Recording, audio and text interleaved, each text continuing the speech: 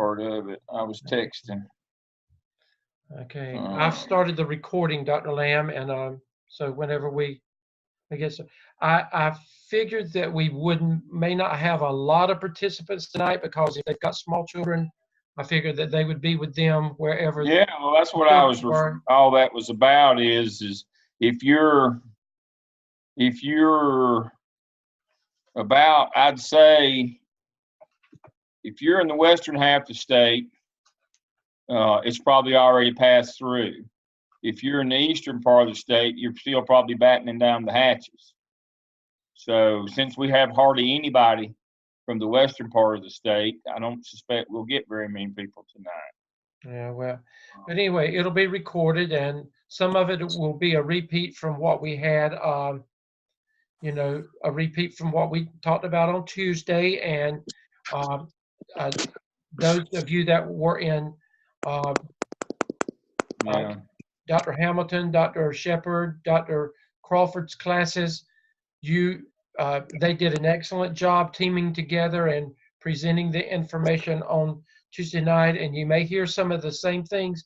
Again, we're not going to go over it in full detail, but we're going to, we're going to summarize it so that and try to clear up any, because I have had some emails, still about some of the same things that we talked about, Dr. Lamb. So I Yeah. just Well, want to make one of the sure. things that I wanted to remind folks is this is the add-on licensure program. You have to do the AppSell and the AppTel in 601. Just like the question that came in Tuesday night about create your own instrument. Remember, this program and these prompts was written for the full 5-semester master's program. They get to the AppTel in their 602 assessment class. That's one of their class assignments, is to create and validate an instrument. We don't do that because we're not in 602. We have to, as we told them at the beginning of the year, find one through research. We don't have a whole semester to do the 4 tasks of the AppSell. And we don't want to rehash 602, the research course that these people have already had. And they know how long it takes. It takes 5 or 6 weeks to validate one.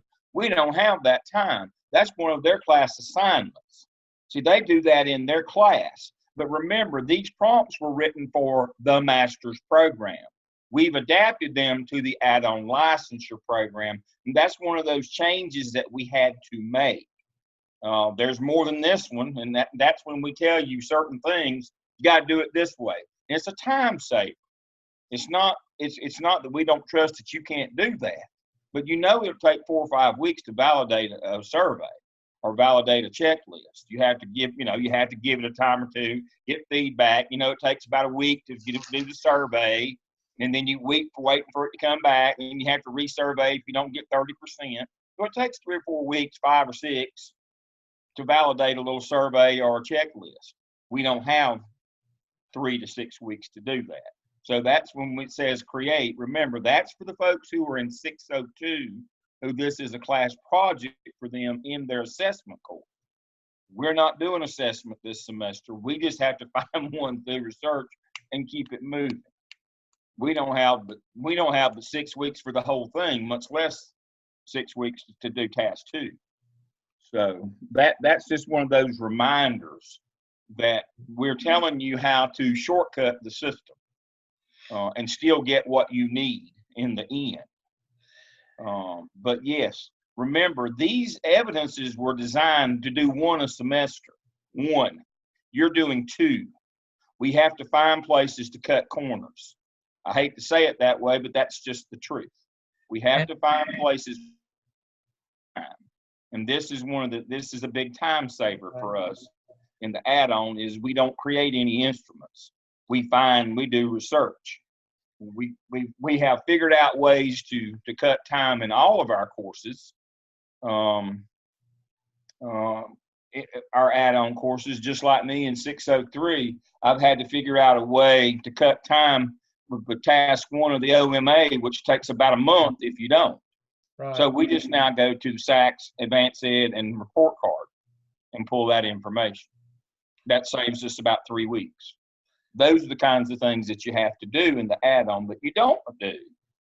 You do the longhand work in the regular because you only have 1 evidence every semester. And So kind of remember, the point to remember is we're telling you what you need to do. You need to follow the directions that we give you, because we're just trying to help you not get so far behind, because it is like drinking from a fire hose. Doing 2 a semester is more than is humanly possible, but we're going to do it anyway. And that's why those aggravating emails that you get from me, message from Dr. Stebbins, and I know when you look at them, some of you close your eyes and say, I don't even want to look at it. But that's why I aggravate you the way I do and send it out. We have to push you. We know what's expected, and you know your instructors as well. So you know I'm not going to stop. That's my job. That's what they want me to do. So just know that it's because we know what has got to be done, and if we don't do it, then we know what will happen. With that being said, Dr. Lamb, you saw I went through TaskStream today, and I just did a survey of where we were with that, and I've sent out emails to everybody who has not been cleared in TaskStream. What I have found though is that there are some that I thought that was a lot, and I was wondering what was going on. Hence why I felt like I needed to send that out. What I'm getting back from students and instructors that are with me, those of you that some of the students think that they've cleared everything and they're waiting on you. So I've sent a message back, and I'm including you in those messages as well, that you know the 2 of you need to figure what's going on if they think that something they're through. There's something miscommunication somewhere. So if that's the case, and many of them are not on here, but maybe they'll listen to it. We need to figure out if you're at a place, if you have not heard back from your instructor and you know that you think that you've done everything, you need to communicate. You need to call them. You need to do something. If you think, or let me know, Dr. Lambo, if you can't get up with somebody, let us know, and because if it's just sitting there, it shouldn't just be sitting there, and it could be that somebody just has not seen something. I don't know, but that's what I found out today, Dr. Lamb, and sending out my the emails. So so I'm hoping to get. I figured, Dr. Stone, can you hear me? Okay. Yes, I can hear you, Dr. Yeah, I figured that when I sent out the emails today that I would get responses back. And I've gotten one. I've gotten one, and we'll be checking on that. Yeah, and I copied you in that. But we'll figure out, because after I said, like I said, when I looked at the numbers, I said this is more than what I think should be there. And so what I was hoping would be the case possibly will be the case when we go back in there and look and see. I think there may be more ready than what I thought. So with that in mind, but the thing is, you've got to, those of you that have not finished the APSL, I told you, and I meant what I said now. I've asked you, if you have not finished, you've got to send me immediately an action plan of how you're going to get it done this week. I want it done. It needs to be over. You cannot work on the APSL and effectively do what you need to do with the APTO at the same time. Am I right, Dr. Lamb?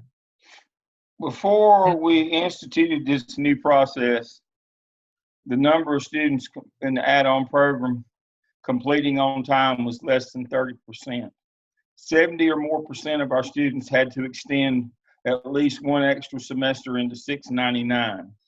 Since this program has been in place, 86% of our students finished on time. The other 14% finished immediately the semester afterwards. And so what we're telling you is, without this push, we know what's going to happen.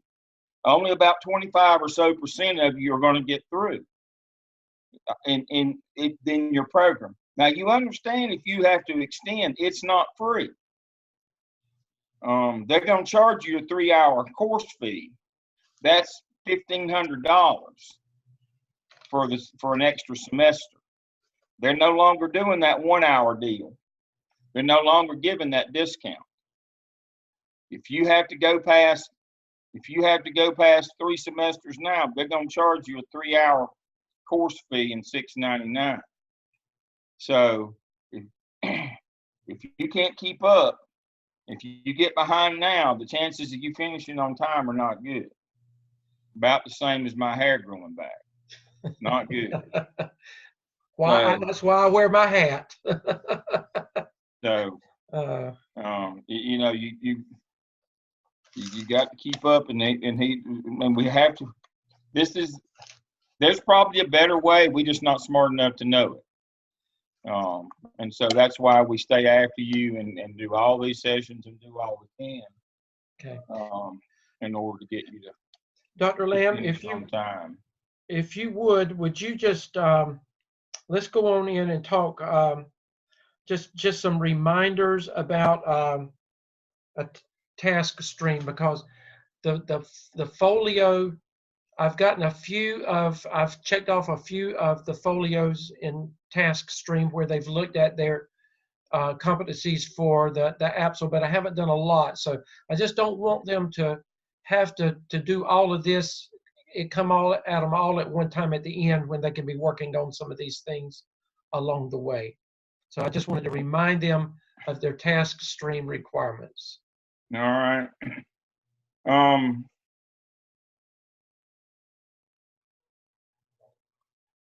Let me load that right quick.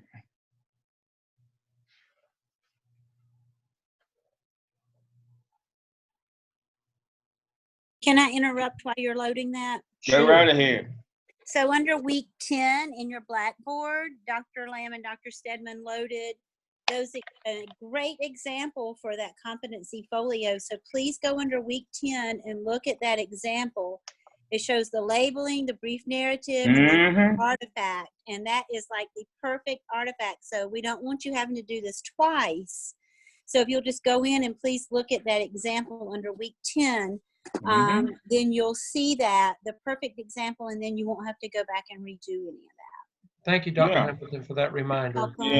Yeah, there is an example, Amira's, in under week 10. Thank you, Dr. Hamilton. That's exactly right. So let me walk you through going in again. All right, when you get to watermark, task stream, log in. Obviously, we go to task stream. Your sign in, your bona fides, whatever your password are. Now, remember, let me switch views. You're only going to have one of these boxes. Now, when you get here and yours is going to say Fall 19 add-on right here rather than spring, you got two choices. You have your DRF portfolio where you put your evidence artifact, you put your evidences, or you have your folios and web pages where you created your competency folio for your artifacts. Artifacts are things. Dr. Lamb, say that again, because I had a student today, and I think she's online, did not know where to go and put the APSL when it was completed. Again, say that again. In your DRF portfolio is where your evidences go. Okay. Where it says Fall 19 add-on right here, and it has a big blue circle that says DRF. That's where you go to upload your evidences. And that's for your competency analysis in your School of Ed disposition. That's your for evaluation. Your things go into your competency folio. That is a web folio up here, and you click on it, and there it will be. Here's all the ones I've created over the years. So here's my, that's a spring one. Let's see if I've got a fall one here. Yeah. And so here's one of mine. And here is your competency folio. And this is where you put your artifacts. Under communication, you got to have 3 artifacts.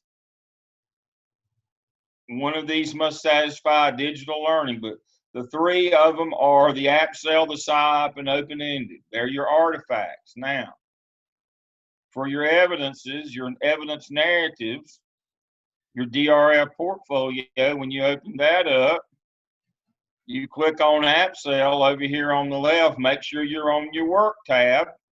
and you just hit attachments, attach your document. Do that. All right, upload from computer. Add files. Find it, make sure you get the right one. We had a case of that this week.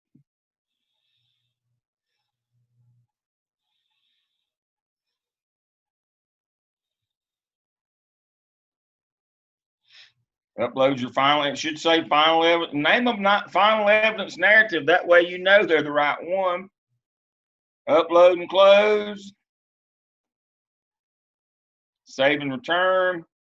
Submit work. And you'll get a notice that your work has been submitted. It's just that simple to upload your work.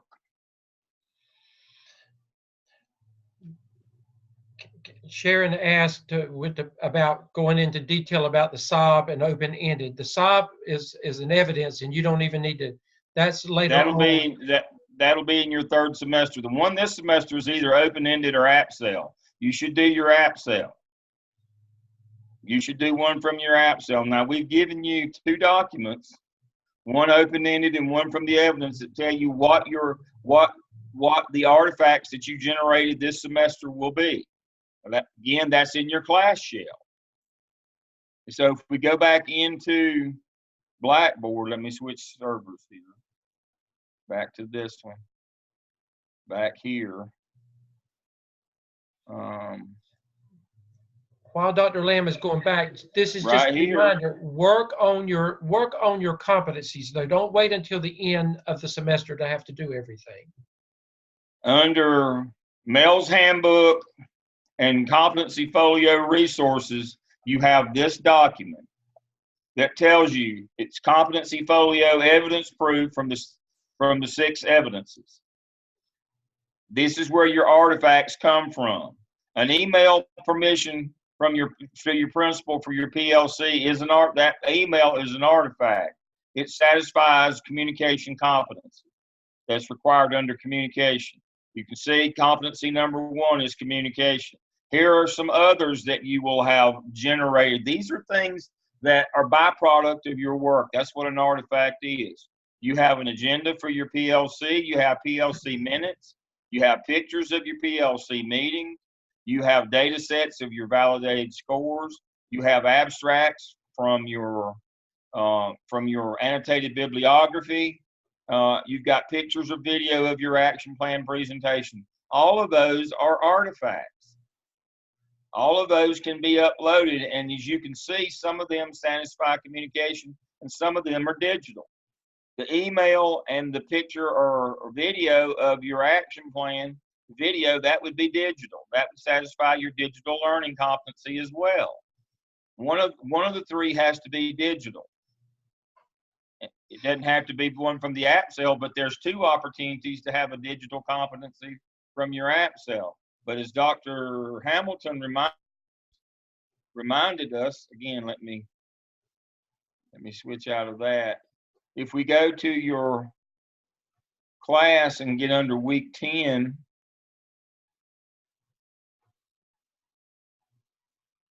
competency folio example,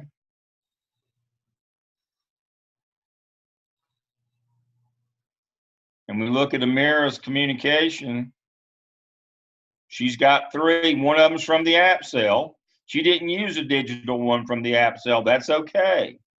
She used her open-ended and her SIOP were digital. So one of the 3 has to be digital. 2 of her 3 are.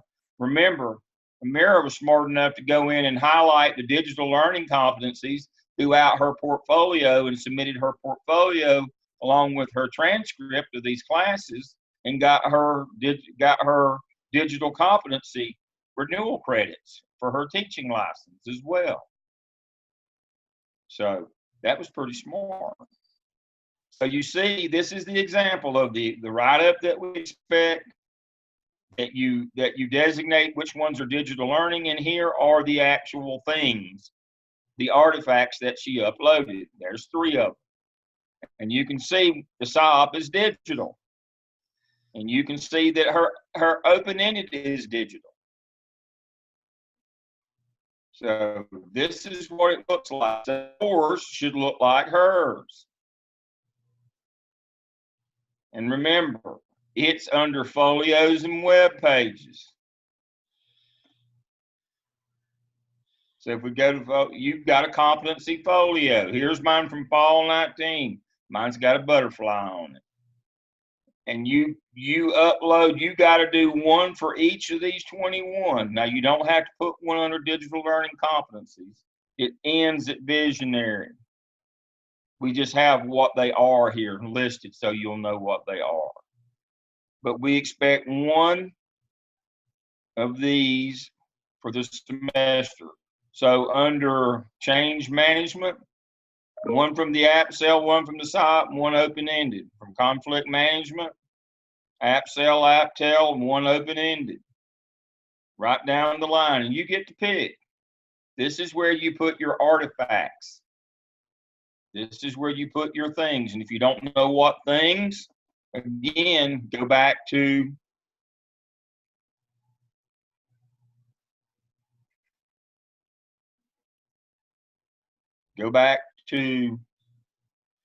handbooks and folio resources, and there's 2 documents that show you where your open-endeds come from and where your artifacts come from the 6 evidences. We're doing the app cell and the app semester. It tells you, and there they are. There's the app cell. There's the app where you will find artifacts, things that you produce by doing the work. Dr. Lamb, Sarah asked, would you please remind them how to put a picture on their cover page, like the butterfly that you had or whatever? That's a template. The template, yeah, on the template, yeah. So when you create your folio, you have to pick your template when you create it. So when you go in to folios and web pages and you start create new, you pick the template and it has the picture. It has a stock picture on it already. I'm not sure that you can go in and change the picture. Let's see, you might be able to edit it. Let's see if we can edit it right quick. I don't know that I have any pictures. But these are the ones you can choose from, though. Yeah. I don't think you can edit the outside picture. I don't think so.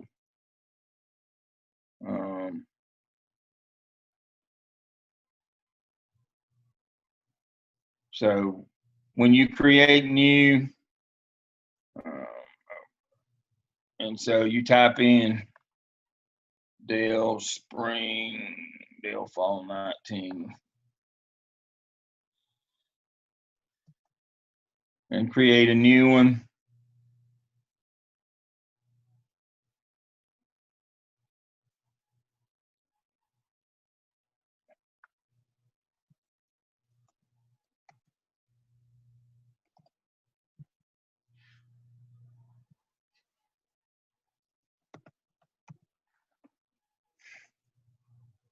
All right. Custom templates. Right. Select custom template. 21st century leaders, competencies, that's the one. Continue. It will now let you pick your theme. I don't know. I don't believe it will let you. You can. No, it won't. So I'm going to select pixels. So you have to pick one of the themes. I don't think you can. I don't believe you can customize the cover. I think that answered her question anyway, Dr. Lamb. That's what she was looking for. Yeah. And then preview. That's what it looks like. And there it is.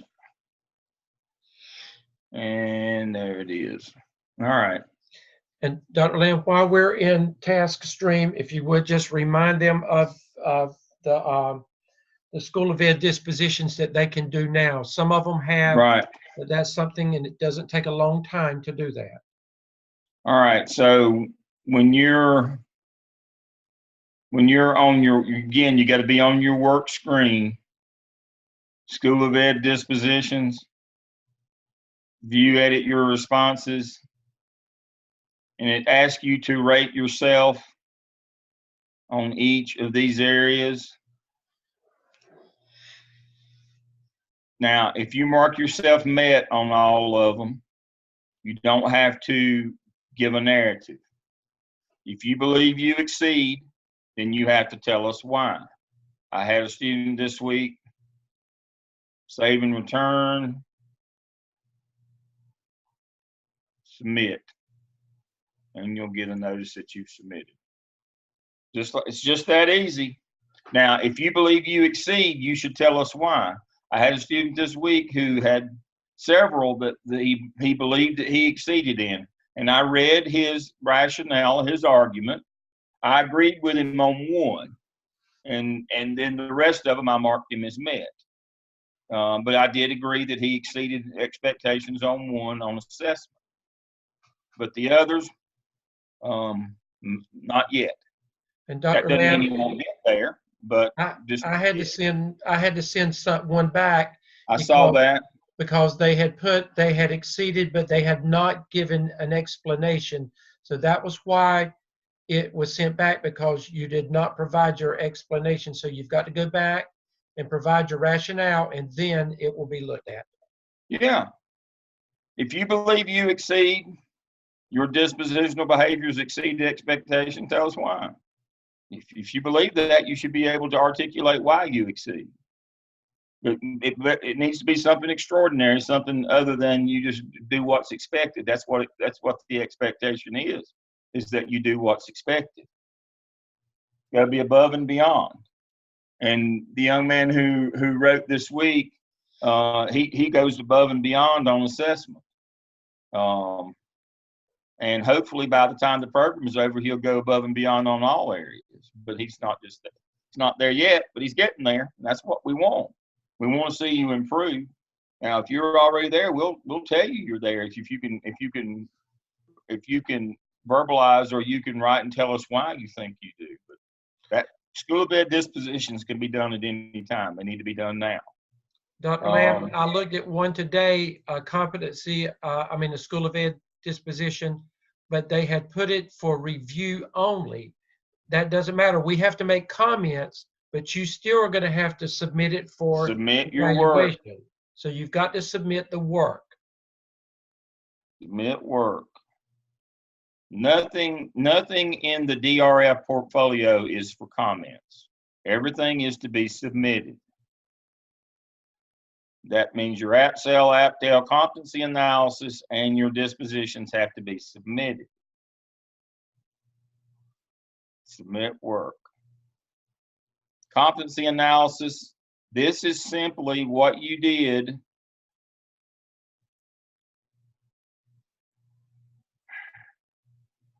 you mark yourself as met or not met.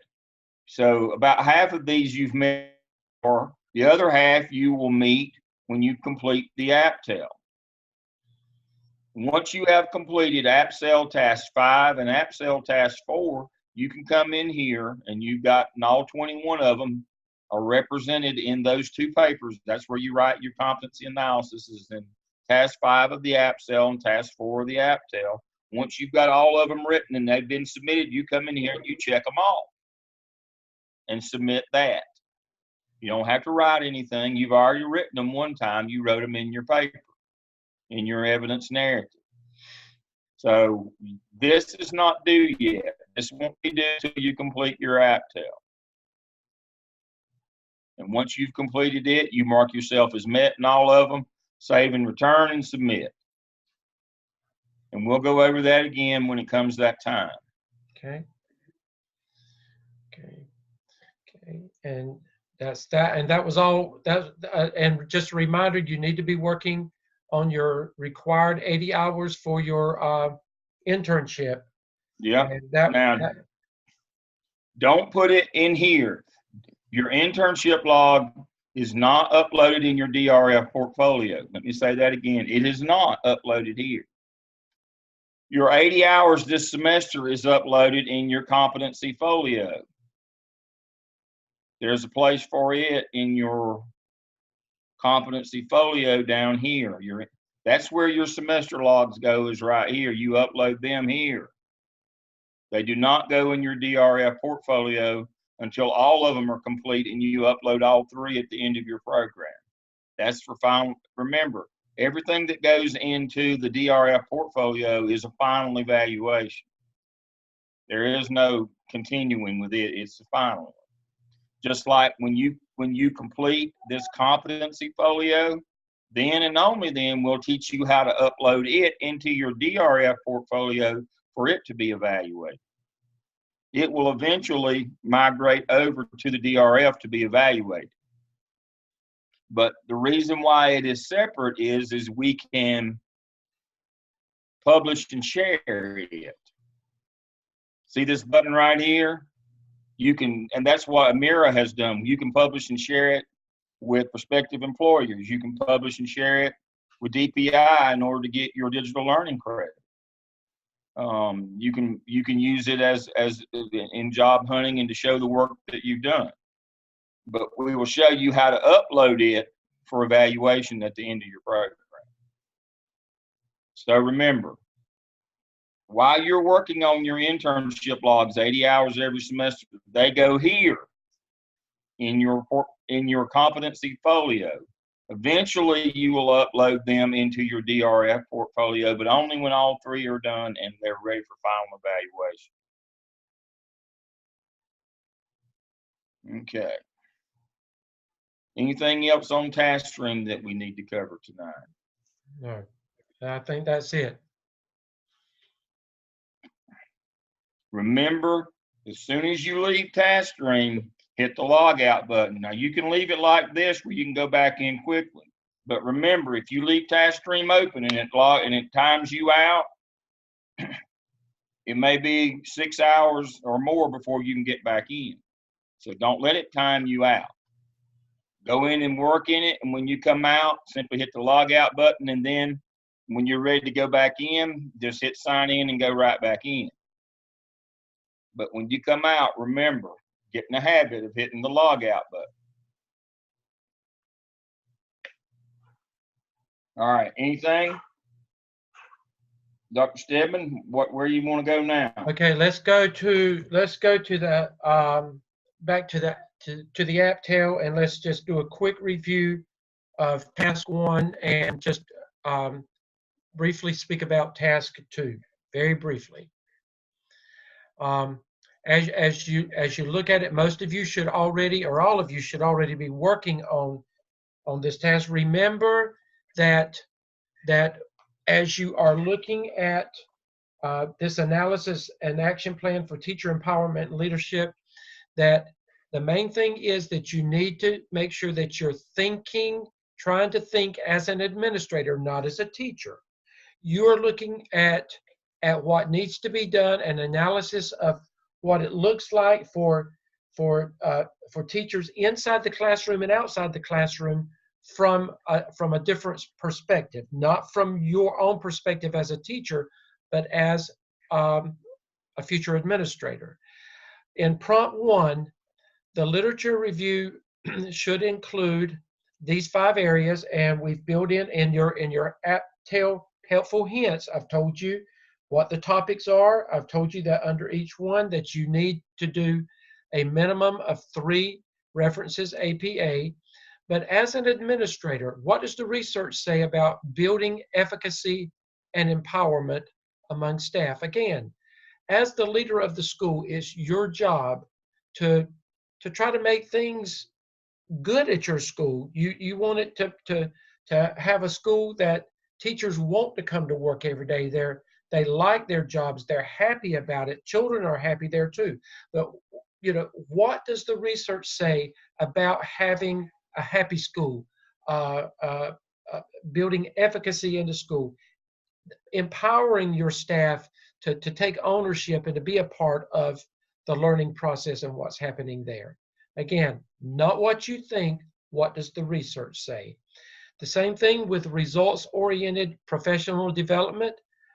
Again, what does the research say about, as a leader, what should you look at in providing professional development that's going to produce the results that you need for your school? Recruitment, placement, and mentoring of school staff. It is very, very important that you know, that's one of your major jobs, is to find good teachers, to recruit them. Once you get them there, what are you going to do to empower them, to train them, to improve their craft in teaching? And then what are you going to do to keep them there? What does the research say that you need to do? So what are the best practices out there? Again, you're looking at this from the lens of an acting administrator. And then approaches to and for evaluation of school staff. How do you know, as the leader, that the right things are happening in your school? You know, that teachers are doing what they need to do to make sure that learning is taking place, that the students that have been entrusted to you are getting the best that they can get. What does the research say? As an administrator, what are those things that you need to do and that you need to look at when you are evaluating teachers? And lastly, teacher leadership and decision making. What does the research say about empowering teachers to be leaders in the school, inside and outside the classroom, and being a part of the decision-making process? Now, it started out with building efficacy. All the things under that, if teachers are a part of all of those processes and you are effective as a leader, then that's going to highly improve the efficacy in your school and make people want to come to work every day. That's your job. And we said this in our class on Tuesday night. Your job is not to work in that classroom. That's why you've got teachers. Teachers make the difference in the lives of students, and it's their job to provide the skills and the pedagogy and everything that's needed to produce that ultimate student achievement, that student success. But it's your job to make sure that the right people are in those classrooms making it happen. That's what your job as a leader is. You can't take credit for what really happens inside that classroom with the students, but you can take all the credit for what happens with the teachers that you put inside those classrooms to work with the students. Dr. Lamb, any comments on those? Just remember that efficacy and empowerment are two different things. Efficacy speaks to how effective you are as the leader in your classroom. Empowerment speaks to your leadership roles within the building. Remember, there's two types. There's empowerment as a classroom leader, that's efficacy. Think of efficacy as effective. That means how effective are you in your classroom? And then there's empowerment as a school-wide leader. What roles within the building, looking at Whitaker's list of things here, these are empowerment positions throughout a building. Providing staff development, being part of the school improvement team that produces the school improvement plan, being a part of the school-wide curriculum team, being a part of the budget team, being part of the hiring team. Those are elevated, empowered positions as teacher leaders in the building. What does the research say? I can tell you. Here's looking at the back page like I used to when I was a kid in the math book. Here's the answers to the question. The answer is, if you empower teachers in leadership positions throughout the building based on them being great teachers, you'll have more great teachers. That's the reward for great teaching, is empowered, that you get to be empowered as a leader in your building. You want to reward your best teachers as to be teacher leaders. That's their reward. Conversely, if you use eeny, meeny, miny, mo, or some patronage system to select who the leaders in your buildings are and not the best teachers, then there's no incentive to be a best teacher. If you pick the people who metaphorically just roll the ball out, that just show up every day and give out worksheets and use the overhead projector or the smart board and handouts and worksheets, if you let those people be in charge in your school, that's what you'll get. You'll get poor teaching. And so if you want better teaching, if you want good best practices in your building, you have to reward those people by giving them leadership positions in your building. That's the function of teacher efficacy and empowerment. That's how it works together. It's two separate things, but they work together. You've got to understand that. There's empowerment as a school leader and as a classroom leader. We want the empowered classroom leaders, the best teachers, to be our empowered school leaders. That's what we're trying to teach here. And so your job as the school administrator is to work with teachers to get them better, for them to become that great classroom teacher. The number one objective of anybody you hire is to make them successful. Let me say that again. That's profound. I wish I'd have thought of it. Your number one job as principal is to make your teachers successful.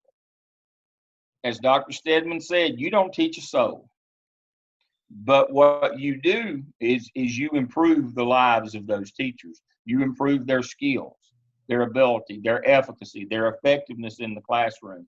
That's your job. That's where you make hay as a school administrator, as a school leader. Where you make hay, where you earn your check, is professional development, is developing them into great teachers. And that's what the APTEL is about. It is the professional development section of your school improvement plan. We just got through with the APSEL. That's the instructional piece of your school improvement plan, where you identify gaps in learning and you put programs in place. It's called Closing the Gap. That's what that one was. That was your instructional piece of your school improvement plan. We've shifted gears now. Now we're working on the professional development piece of your school improvement plan. What can you do through professional development to get teachers better at their craft in their classroom? And part of that is a reward system. They've got to be incentivized.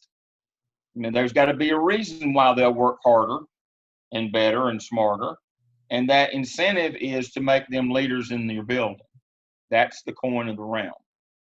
That's what the APTEL is. When we boil it all down, that's what it's all about. Devising a professional development plan to get them more effective, more efficacious in their classroom, while then promoting them within the building to be teacher leaders. That we have to understand that function. That we have to change the way that we select teacher leaders in our building. It can't just be based on seniority anymore. It has to be based on who's the best. It has to be based on talent, not on time. Teacher leadership has to be based on talent. Who's the best at their craft? Those are the people we want to be leaders in our building, not the person who's been there the longest. If that was the case, then I'd be king of the world, because I've been here the longest. And that's not what it's about. It's about talent. It's not about time. And that's what your staff. See, that's the message that you're sending. People don't listen to what you say. They listen. They pay attention to what you do. If you tell teachers, we want you to be great teachers, but then you put people in positions of leadership that can't teach your way out of a paper bag, you've defeated your purpose. That's what you do. And if you promote the best teachers, then they understand that good teaching really matters here. That's how you get ahead in this organization. That's what's prized in this organization, is great teaching, not just showing up. Okay. So that's what this evidence is all about. is getting you to understand what your real job, where you really have your impact as a school leader, is through professional development. Making those people that you hired or that you inherited, making them successful in that classroom, because that's our core competency. The school business, public education, any educational organization, our core competency is teaching students, and therefore, by extension, student achievement. That's our core competency. What do they do at Jones Sausage? They make. What do we do in the school business? We teach kids. That's our core competency. So all of our focus has to be on that core competency. Everything we do every day has to be getting better at delivering instruction. Remember, our job is delivery, is curriculum delivery, not curriculum development. Somebody else has developed the curriculum, whether it's Common Core, Standard Course of Study, doesn't matter. We can't get into those arguments. Our job is delivery, is best practices, how to better teach the content, whatever the content is. We have to work on that process, the delivery process, and make it better. How do we actively engage our learners? And that's what best practices are all about. And that's what these are. The reason why these are called best practices is we hold some truths to be self-evident, because they're best practices, because they get better results if we do these things. Our kids do better when they're tested. Again, if you're one of those people that believe, I don't believe in standardized testing, you're in the wrong business. The reason they put out a state report card is because it matters. You will be evaluated on how well your school achieves. So you have to make sure that you understand that you're in a competition here. You're in a competition. One of the questions that you'll be asking, that I'll cover for you in your last semester in job interviewing, one of the questions you'll be asked is, do you like competition? It sounds like a little throwaway question. And if you say, well, I'm not a very competitive person, then you won't get hired for an administrative job. That's a disqualifier. Because it is a competition. You're competing with other schools and with other types of schools for market share. If you don't understand that, you won't make it, and they won't give you the opportunity to fail. They won't hire you to begin with. We'll talk about that when we get to job interviewing. Dr. Lamb, Laura asked the question. She said, on the checklist, do we need to just list it as 1, 2, 3, or do we need to make a table with a checklist? It needs to be a professional looking document, that something that you would use if you were going around in the classroom. It needs to be like a one-pager, and it needs to have a professional look to it. So it's not just like you see what Dr. Lamb has on the screen right there. That is a professional looking document. So you format it, whatever you use, you format it with a professional look, and it's something that you would use in a professional way as you do your walkthroughs and go around looking at what's happening in those classrooms. I hope that answers that, Laura. Now, this is the basic one. Yeah. You can make one that looks more. Let me see if I can find it here. I don't know if I've got it on this disc or not. I may have to go back to. And again, while Dr. Lamb's looking, there is a lot of your school systems, probably most school systems already have things in place out there. Yeah. They already have things in place out there, and don't reinvent the wheel. If it's out there, then use it. But as I communicated with one student the weekend, if your student does not, if your school does not have that, then then you've got to do, that's part of your research. You've got to find a researched instrument that is out there, that a checklist that you can use. And that's what Dr. Lamb has provided in these examples. These are research-based examples. There are others out there. These are just some examples.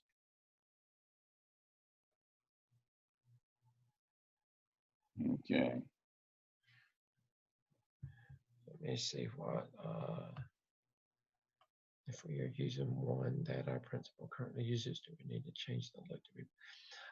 Sarah, yes, I would, whatever he's using, I would just make sure it would use the same content, but make it look good when you submit it for your document. Yes. All right. So here's this one. For some reason, it won't. I didn't think it would open the other two. This is the one I want right here.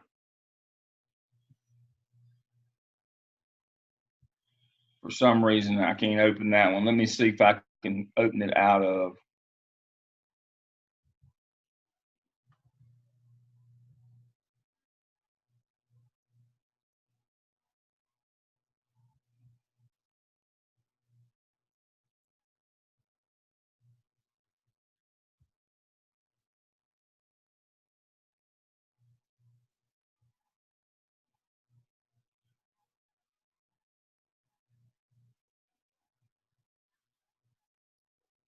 This is the one I want.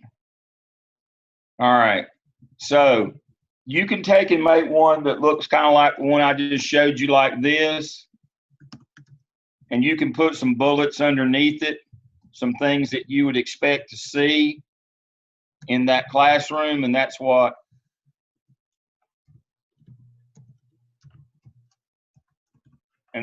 this is, how it looks. You can put underneath identifying similarities and differences. You can put a little dash under it, thinking maps, T-charts, Venn diagrams, those kinds of things to remind you of what you should be looking for in that classroom. So you can kind of, again, this one is just a base one. And underneath that, you could go in and you could do this. Let me see, I'm gonna have to do this. See, what you could do is this. Let's see if it'll do it. There it goes. You can do this.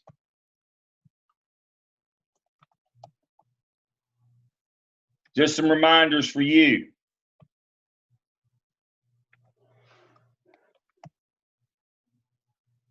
Spell diagrams correctly. You can do one like that if you want to. What am I looking for?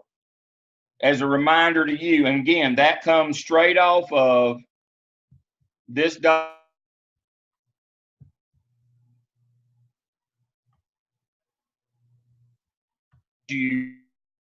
what you should be looking for. So you can either use the I've got there in red and print this out and take it with you, or you can kind of add you some keywords to yours and make it even look more professional. That's up to you. That's up to you.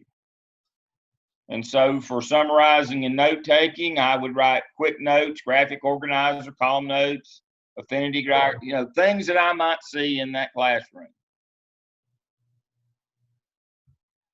that represents that high yield strategy.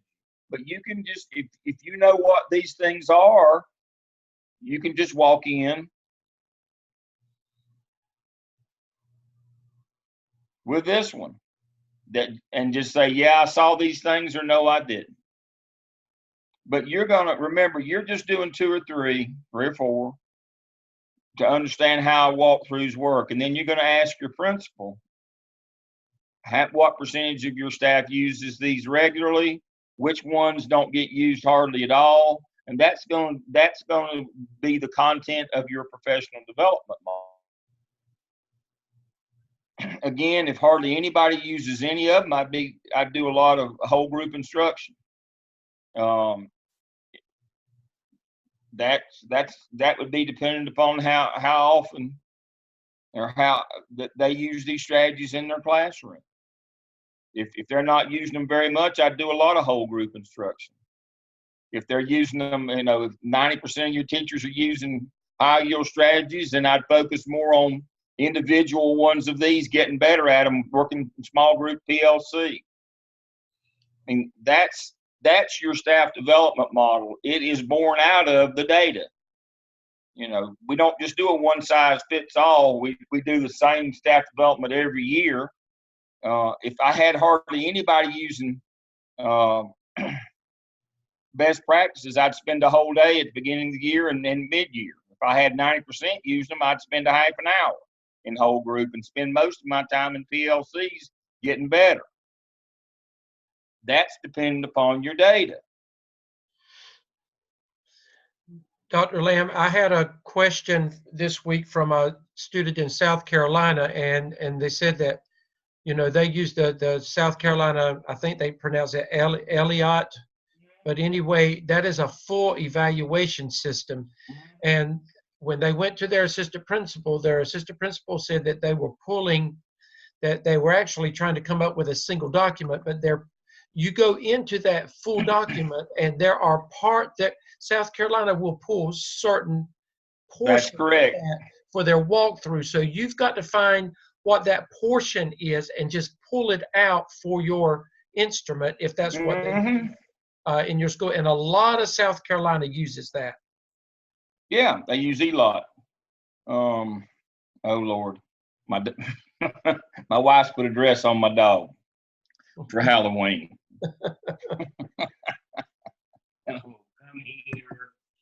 Well, let's see that. Yes. Look at there. This is her spider. That's a big spider on the back. Pardon me for interrupting here. That's all right. I know. But yeah, you use ELOT. You can use that and pull pieces off of it. That's why I said, if your school system's got one, use it. If they don't, use this one. Some school systems have them, some don't. Some different schools make their own. So, you know, you got to figure that out, what's going on at your building. Okay.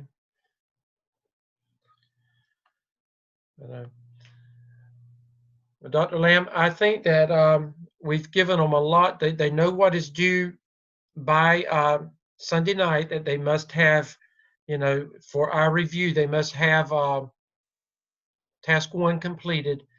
Next week, when we come online with them, their instructors, if they're with all of our instructors, will be covering this on Tuesday night. We'll go in to just reminders of task 1. We'll go into task 2 completely.